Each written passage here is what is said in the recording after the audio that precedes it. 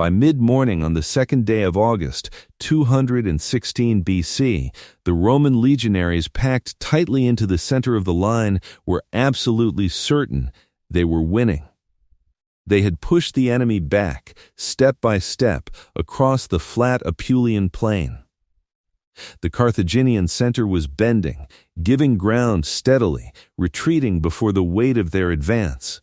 70,000 Roman infantry were pressing forward in the deepest formation Rome had ever assembled, shoulder to shoulder, shields overlapping, the massed weight of an entire empire bearing down on a curving line of Gauls and Iberians that could not possibly hold much longer.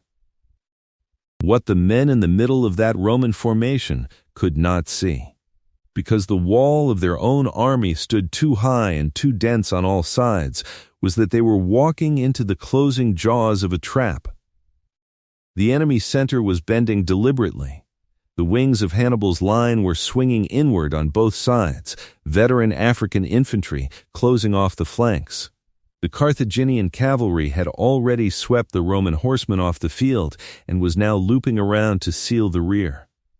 The 70,000 men pushing forward into their apparent victory were, without realizing it, being compressed into an ever tighter mass from which escape would become impossible almost at the moment they understood what was happening. By sundown on that same day, somewhere between 47,000 and 70,000 of them were dead on the ground, depending on which ancient source you trust, making Cannae the most lethal single day in Roman history, and one of the most studied battles in the entire span of military warfare. To understand how Hannibal built that trap, you have to go back nearly 2 years and several hundred miles north to a mountain range that should have stopped him before he ever reached Italy at all. The Second Punic War did not begin at Cannae. It began with a grudge. The First Punic War, fought between Rome and Carthage across the western Mediterranean in the mid-3rd century BC, had ended with Rome taking Sicily, Sardinia, and Corsica from Carthage, imposing a crushing indemnity and leaving Carthage's commercial empire severely diminished. The Carthaginian general Hamilcar Barca had never accepted those terms. According to the ancient tradition, when his son Hannibal was 9 years old and begging to come on a military expedition with his father, Hamilcar agreed on one condition. He took the boy to an altar and made him swear before the gods that he would be an enemy of Rome for as long as he lived. Hannibal kept that oath for the rest of his life. By 218 BC, Hannibal was commander of Carthaginian forces in Hispania and had decided that the only way to destroy Rome was to bring the war directly to Italy, forcing Rome to fight on its own soil rather than at sea or in distant colonies where it held every logistical advantage. The plan required crossing the Alps in autumn with an army of roughly 40,000 infantry, 8,000 cavalry, and a number of war elephants through mountain passes no large army had ever used. The crossing killed an enormous portion of his force, shaved down by cold, by the altitude, by the hostile mountain tribes who attacked his columns on the narrow passes, and by the sheer physical attrition of dragging an army and its animals through terrain that was not designed to be crossed by armies. He arrived in northern Italy in the late autumn of 218 BC with somewhere around 26,000 effective troops, less than 2/3 of what he had started with. No secure supply line, no friendly city to resupply him, and no certainty that any Italian population would rise in his support. He also arrived with something none of his losses had taken from him, one of the most precise tactical minds in the ancient world, and a specific understanding of how Roman armies fought that he intended to use against them. The Roman response to his arrival was to send armies north to deal with him before he could consolidate or begin to erode Rome's allied network in the north of the peninsula. In December of 218 BC, Hannibal caught a Roman consular army under Tiberius Sempronius Longus at the Trebia River, lured them across the freezing water early on a winter morning before they had eaten breakfast, concealed a cavalry force in a reed bed to hit their flank at the critical moment, and shattered their line. More than 20,000 Romans were killed or captured. In June of 217 BC, he repeated the pattern at Lake Trasimene, where he concealed his entire army in the wooded hills above a narrow lakeside road and then attacked a marching Roman column in dense morning fog, trapping 30,000 soldiers between the hillside and the lake before they even understood they had walked into an ambush. Around 15,000 Romans were killed in 3 hours. The consul commanding that army died in the fighting. In roughly 18 months of campaigning, Hannibal had destroyed 2 full Roman armies on Italian soil, and the pattern was already clear. He preferred to fight not on ground of Rome's choosing, but on his own, using terrain and deception to cancel out Roman numerical advantage before the legions could make their weight felt. Rome responded by appointing Quintus Fabius Maximus as dictator and giving him emergency powers to manage the crisis. Fabius made a strategic assessment that proved, in retrospect, entirely correct. He refused to give Hannibal the set-piece battle he needed to maintain his campaign in Italy. He instead shadowed Hannibal's army with his own, cutting off foraging parties, occupying high ground the Carthaginians could not easily take, and slowly bleeding the invaders through attrition while denying them any decisive encounter. The strategy was logical, but it was deeply unpopular. Roman military culture was built around the legion, the direct assault, the willingness to close with the enemy and fight. Caution read as cowardice. A nickname appeared in the streets of Rome, calling Fabius the Cunctator, the delayer, and the word was not meant as a compliment. When his term as dictator expired, the Senate did not renew his powers. The new consuls elected for 216 BC were Gaius Terentius Varro and Lucius Aemilius Paulus, and they came with a Senate mandate to find Hannibal and crush him. To do it, Rome assembled the largest army it had ever put in the field. The force that marched toward Cannae in the summer of 216 BC numbered roughly 86,000 men in the main accounts, though some modern historians put it somewhat lower. 8 full Roman legions, each paired with allied Italian contingents, plus approximately 6,000 cavalry. The Senate had essentially doubled down. The Fabian strategy had failed to produce a decisive result, and the political will for further patience had run out. Hannibal had meanwhile seized the large supply depot at Cannae in the Apulian plain, placing himself between Rome and a vital source of grain. The Romans could not simply ignore that. The 2 new consuls marched their enormous force toward the plain under Cannae, and the disagreement between them that had already been simmering in camp now became genuinely dangerous. Paulus, experienced and cautious, argued that the flat open plain at Cannae was exactly the worst possible ground to fight Hannibal on. Hannibal had roughly 10,000 cavalry against Rome's 6,000, and those numbers would matter enormously on terrain where cavalry could move freely. Varro disagreed. He looked at his 86,000 infantry against Hannibal's 40,000 and saw an advantage that seemed impossible to misuse. On the 2nd of August, it was Varro's day in command. Hannibal had arranged his army knowing exactly what Varro would do with his.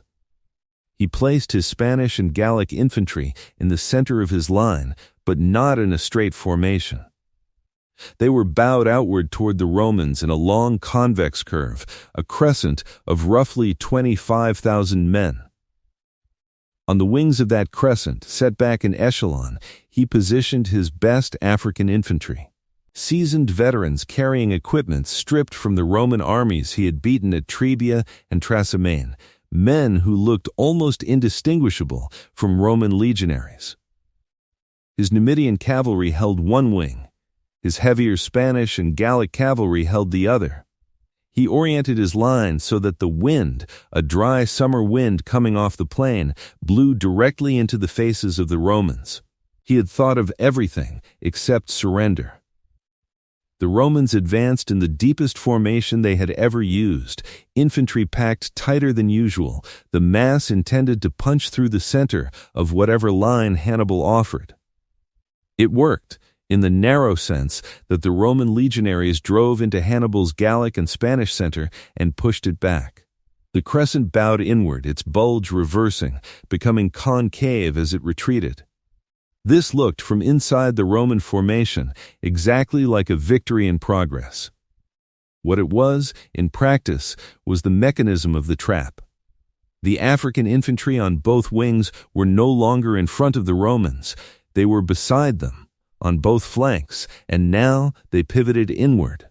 The Roman cavalry on both wings had already been swept away. The heavier Spanish and Gallic horsemen had smashed through the allied Roman cavalry on one side, wheeled across the back of the entire field, and hit the Numidian cavalry on the other flank from the rear, routing them as well. The Carthaginian cavalry then swung around to close the Roman rear. In a space of perhaps 30 minutes, a Roman army of more than 80,000 had gone from pressing what looked like a successful advance to being completely surrounded on every side. What followed has no real analog in ancient battle accounts. The Romans were compressed inward by the weight of their own numbers pressing from behind. Soldiers who had not yet realized what was happening and continued pushing forward into men who were now trying to fight their way out rather than in. The mass grew so dense that men near the center could not raise their weapons effectively. There was no longer room to swing a sword arm. Polybius, writing from accounts compiled within living memory of the battle, describes the resulting slaughter in terms that are almost clinical in their precision. The Romans simply could not function as a fighting force at all. They could only stand in the press and die. Among those who fell was the consul Paulus, who had opposed the engagement from the beginning and who died fighting in the ranks rather than attempting to escape. The survivors who made it out were primarily those on the outermost edges of the Roman formation, men who could still run. The other consul, Varro, escaped from the field with a reported 50 horsemen. Polybius gives the Roman dead as 70,000. Livy, writing later, puts the figure at 48,200. Modern historians tend to accept a range somewhere between 47,000 and 60,000. The precise number is less significant than what it represents. In a single afternoon, Rome lost more citizens and allies than it had lost in any previous war in its history. Among the dead were 2 quaestors, 29 military tribunes, and 80 men of senatorial rank. In the aftermath, Hannibal's soldiers moved through the battlefield collecting the gold rings worn by Roman knights, removing them from the hands of the dead. Livy records that 3 bushels of rings were sent back to Carthage as proof of the magnitude of the victory. The historian's description of the battlefield itself is more disturbing, men still alive despite their wounds. Some trying to dig their faces into the earth to suffocate rather than wait for the killing to resume, others offering their exposed throats to any Carthaginian who passed, having no more strength to die on their own. It was not a battle that ended when the fighting stopped. It continued in the hours after. The strategic consequences arrived almost immediately. Capua, the second largest city in Italy and a Roman ally, sent envoys to Hannibal and defected to the Carthaginian cause. Several other cities in southern Italy followed. Philip V of Macedon signed an alliance with Carthage in 215 BC, opening a second front against Rome in Greece. In Sicily, Rome's loyal ally Hiero of Syracuse died, and his successor shifted toward Carthage. The grand confederation of Italian allies that had sustained Roman power through 40 years of expansion was visibly cracking.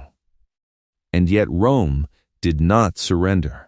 Within a month of Cannae, the city had levied 4 new legions, filling their ranks with freed slaves and convicted criminals because there were simply not enough free citizens of military age left to staff them through normal recruitment. A new dictator was appointed. The Senate voted explicitly to reject any approach toward peace negotiations, even when some voices in Rome argued that the scale of the disaster at Cannae should force a reassessment. Envoys who came from Capua asking what terms Rome would accept after Cannae were told there were no terms. A Carthaginian delegation that attempted to ransom back the Roman prisoners taken at the battle was refused entry to the city. Polybius, who recorded Hannibal's campaign with considerable admiring precision, noted that this response was the most astonishing thing about the entire war, more remarkable in its own way than any of Hannibal's victories. An army of 86,000 destroyed in a single afternoon, the Senate's rolls depleted by the loss of 80 men of its own order. The second city of Italy gone to the enemy, a Macedonian alliance forming to the east, and Rome's first response was to levy another army and keep fighting. This was the calculation Hannibal had not made and could not have made, because nothing in the history of ancient states had prepared anyone to account for a republic that simply refused to accept that it had lost. The question of why Hannibal did not march on Rome after Cannae has occupied historians for over 2 millennia.